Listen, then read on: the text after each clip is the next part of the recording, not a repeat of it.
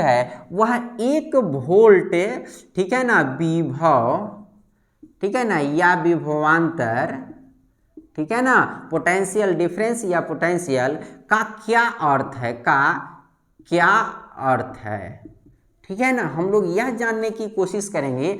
आपके एग्जाम में, यह भी मैट्रिक एग्जाम में या किसी भी एग्जाम में यह पूछ दिया जाता है कि 1 वोल्ट का क्या मतलब है, या अर्थात 1 वोल्ट अगर है तो क्या है इसका मतलब, 100 वोल्ट है तो क्या मतलब है, 200 वोल्ट है तो क्या मतलब है, ठीक है ना। इसको हम लोग को समझते हैं। तो अगर हम 1 वोल्ट की अगर हम लोग बात करें तो हम लोग लिख सकते हैं 1 वोल्ट बराबर 1 जूल बटा 1 कूलम। अब इसको समझने के लिए थोड़ा सा इसको चालक तार में आप देखिए, ये आपका एक चालक तार है। चालक तार मतलब गुड कंडक्टर, यानी जिससे विद्युत धारा बहती है, ठीक है ना।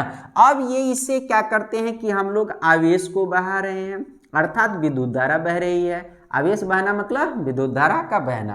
अब ये विद्युत धारा बह रही है तो हम इस विद्युत धारा को हम लोग क्या करेंगे कि देखने की कोशिश करेंगे कि यह विद्युत धारा जो बह रही है इसका एक हम पार्ट अगर हम ले लें, एक जगह इसका हम क्रॉस सेक्शन ले लें, ठीक है ना। क्रॉस सेक्शन कहने का मतलब अनुप्रस्थ काट, कहने का मतलब ये समझ लीजिए कि इस चालक के किसी एक बिंदु से, एक स्थान से, समझ लीजिए इसको। तो चालक के एक बिंदु से अब क्या कहते हैं कि 1 कूलम्ब आवेश बहता है। कितना? 1 कूलम्ब, 1 कूलम्ब, ठीक है ना। अर्थात एक बिंदु से 1 कूलम्ब आवेश को आगे बढ़ाने के लिए 1 जूल अगर कार्य करना पड़े तो उसी की जो विभव की मात्रा होगी, पोटेंशियल की मात्रा होगी, उसी को हम लोग कहेंगे 1 वोल्ट। तो आप इसको ऐसे समझ सकते हैं कि अगर किसी चालक तार के एक निश्चित बिंदु से 1 कूलम्ब आवेश को बहाने के लिए 1 जूल कार्य करना पड़े तो उससे प्रवाहित जो आवेश है उसकी जो विभव होगी वह 1 वोल्ट होगी।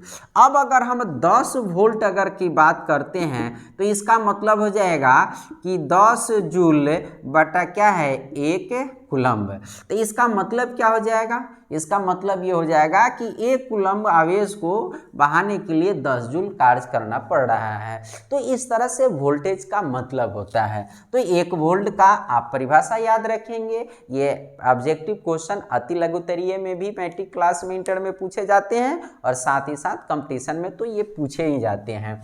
अब आपको इसको घुमा देगा, 1 वोल्ट बराबर 1 जूल बटा 1 कूलम्ब, आप ये याद कर लिए। अब कभी कभी आपको एग्जाम में क्या करेगा, जरा इसको गौर से समझिए, खास करके मैट्रिक के एग्जाम में भी करता है और कंपटीशन के ऑब्जेक्टिव क्वेश्चन में ऐसे करेगा, वोल्ट बराबर जूल बटा डैश, ये भी कर सकता है। या ऐसे करेगा, वोल्ट, ठीक है ना, गुना कूलम्ब